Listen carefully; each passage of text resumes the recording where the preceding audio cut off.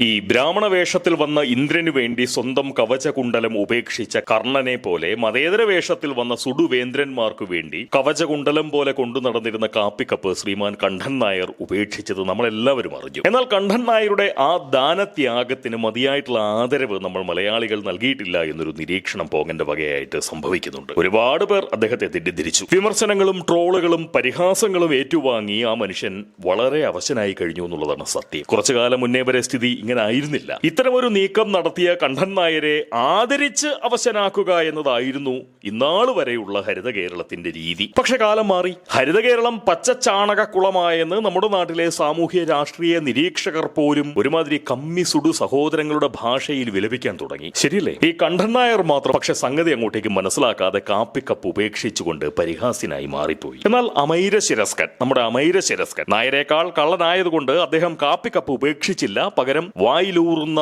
ഉമിനീര് തുപ്പാനുള്ള കോളാമ്പിയായി ആശാൻ കാപ്പിക്കപ്പ് കയ്യിൽ തന്നെ സൂക്ഷിച്ചു. എന്തൊരു ബുദ്ധിയാണെന്ന് ആലോചിക്കണം. വാസ്തവത്തിൽ കവചകുണ്ടലം പോലെ മാപ്രകൾ കൊണ്ടു നടക്കുന്നത് എന്ന് പറയുമ്പോൾ പ്രധാനമായും കണ്ഠൻ നായരും അമൈരശിരസ്കനും ഒക്കെ കൊണ്ടു നടക്കുന്ന കാപ്പിക്കപ്പ്, ആ കാപ്പിക്കപ്പ് ഉപേക്ഷിക്കാൻ നായരെ പ്രേരിപ്പിച്ചത് പലരും കരുതുന്നത് പോലെ ഭയമല്ല. കാരണം ആദരണീയനായിട്ടുള്ള മുഹമ്മദിന്റെ ഉടമസ്ഥതയിലുള്ള ചാനലിൽ ജോലി ചെയ്യുന്നത് കൊണ്ട് മുതലാളി മതത്തോടുള്ള വിധേയത്വ ബുദ്ധിയുമല്ല ആ കാപ്പിക്കപ്പ് ഉപേക്ഷിക്കലിന് നായരെ പ്രേരിപ്പിച്ചത് കൊണ്ടോ. അങ്ങനെയും ആരും തെറ്റിദ്ധരിക്കരുത്. മതസൗഹാർദ്ദം പൂത്തുനിൽക്കുന്ന സ്വന്തം മാനവിക ഭാവത്തെ മറച്ചു പിടിക്കാനുള്ള നായരുടെ കഴിവില്ലായ്മ മാത്രമാണ് അതിന് പിന്നിൽ. ഭയമെന്നോ വിധേയത്വമെന്നോ ഗതികേടെന്നോ ഒന്നും ദയവായി ആരും തെറ്റിദ്ധരിക്കരുത്. ഈ നാവിനില്ലെങ്കിലും നടുവിന് നട്ടലുള്ളവനാണ് കേട്ടോ നമ്മുടെ നായർ. യജമാനനായിട്ടുള്ള മുതലാളിക്ക് മുന്നിൽ നാലുകാലിൽ നിൽക്കുമ്പോഴും നട്ടല് വളയ്ക്കാതെ കാക്കുന്ന അഭിമാനിയുമാണ് ആ നായർ മാപ്ര. പിന്നെ എന്തിന് കണ്ഠൻ നായർ കാപ്പിക്കപ്പ് ഉപേക്ഷിച്ചു?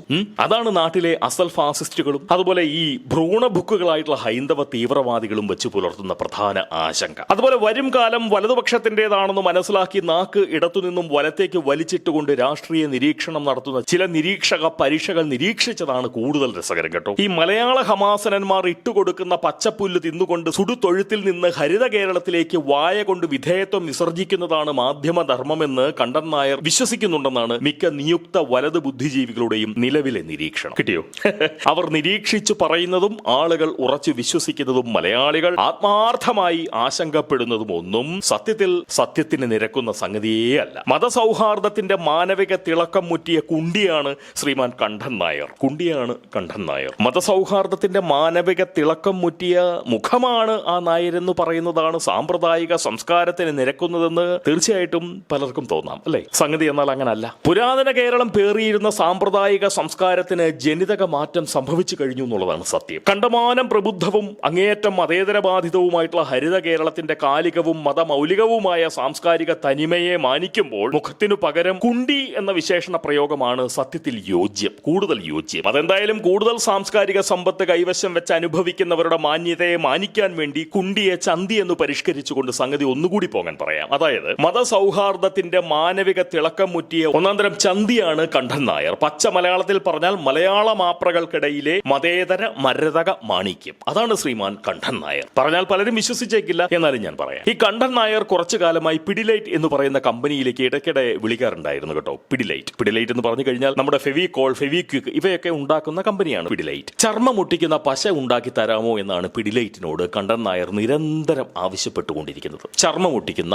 പശ. ദാമ്പത്യ ജീവിതത്തിന് ഒട്ടും ഊനം തട്ടാത്ത വിധത്തിൽ മതേതരാസക്തി കവിഞ്ഞു നിൽക്കുന്ന തന്റെ മതസൗഹാർദ്ദ ഭാവത്തെയും മാനവിക സ്നേഹത്തെയും മാനിച്ചുകൊണ്ട് ഹരിത കേരളത്തിൽ സാമൂഹ്യ ജീവിതവും ഔദ്യോഗിക ജീവിതവും ഒന്നിച്ചു കൊണ്ടുപോവാൻ ചർമ്മം മുട്ടിക്കുന്ന പശ വളരെ അത്യാവശ്യമാണെന്നാണ് കണ്ഠൻ നായരുടെ അഭിപ്രായം, അല്ലെങ്കിൽ തിരിച്ചറിവ്. ഇപ്പോൾ കാപ്പിക്കപ്പ് ഉപേക്ഷിച്ച് മതേതരത്വം സംരക്ഷിക്കാൻ അദ്ദേഹത്തിന് സാധിക്കുന്നുണ്ട്, സത്യമാണ്. എന്നാൽ നമ്മുടെ നാട്ടിലെ പേറ്റു യന്ത്രങ്ങൾ എണ്ണയിട്ട യന്ത്രം പോലെ ഇടതടവില്ലാതെ മുക്കിപ്പെറ്റുകൊണ്ട് മതേതരത്വത്തിന്റെ ഈറ്റില്ലമായി അവർ കേരളത്തെ ഇനിയും കൂടുതലായി മാറ്റിയാൽ കാപ്പിക്കപ്പ് ഉപേക്ഷിച്ചതുകൊണ്ട് മാത്രം സ്വന്തം മതസൗഹാർദ്ദ ശേഷി പ്രകടിപ്പിക്കാൻ പറ്റാതെ വരുമെന്ന് നമ്മുടെ കണ്ഠൻ നായർക്ക് മനസ്സിലായിട്ടുണ്ട്, തിരിച്ചറിയാൻ അദ്ദേഹത്തിന് സാധിച്ചിട്ടുണ്ട്. അദ്ദേഹത്തിന് അതിൽ കണ്ടമാനം ആശങ്കയുമുണ്ട്. അതുകൊണ്ട് അദ്ദേഹം നിരന്തരം പിഡിലൈറ്റുമായി ബന്ധപ്പെട്ടുകൊണ്ടേയിരിക്കുന്നു. ഈ ഫെവിക്വിക് പോലെ അതിവേഗം ചർമ്മമൊട്ടിക്കുന്ന പശ വിപണിയിലെത്തിയാൽ കുറച്ചുകൂടി ഭേദപ്പെട്ട നിലയിൽ മതേതരത്വ സംരക്ഷണം നടത്താൻ തനിക്ക് സാധിക്കുമെന്ന് അദ്ദേഹം ഉറച്ചു വിശ്വസിക്കുന്നുണ്ട്. അതായത് വീട്ടിൽ നിന്നും ഇറങ്ങുമ്പോൾ ദാമ്പത്യ സൂത്രത്തിന്റെ തുമ്പുതൊലി ചെത്തി പോക്കറ്റിലിടുക.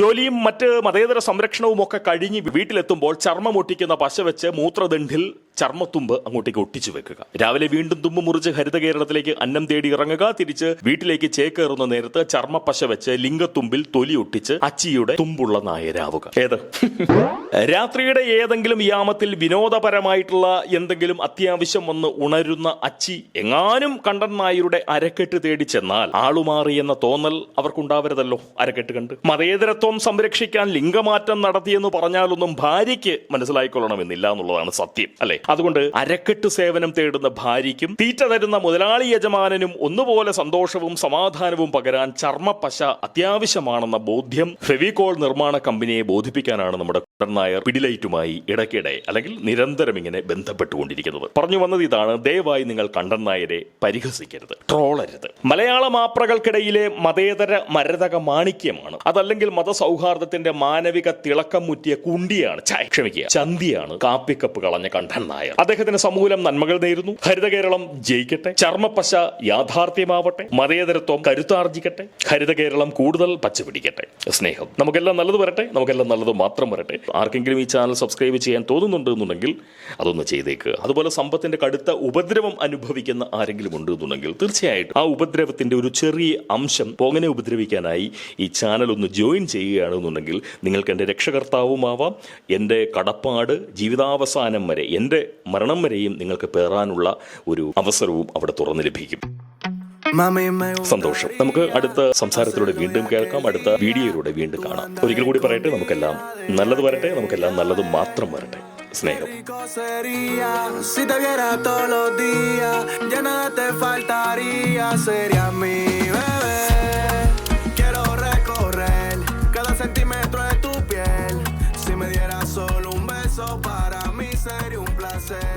Aprovechemos el atardecer, mira que el sol ya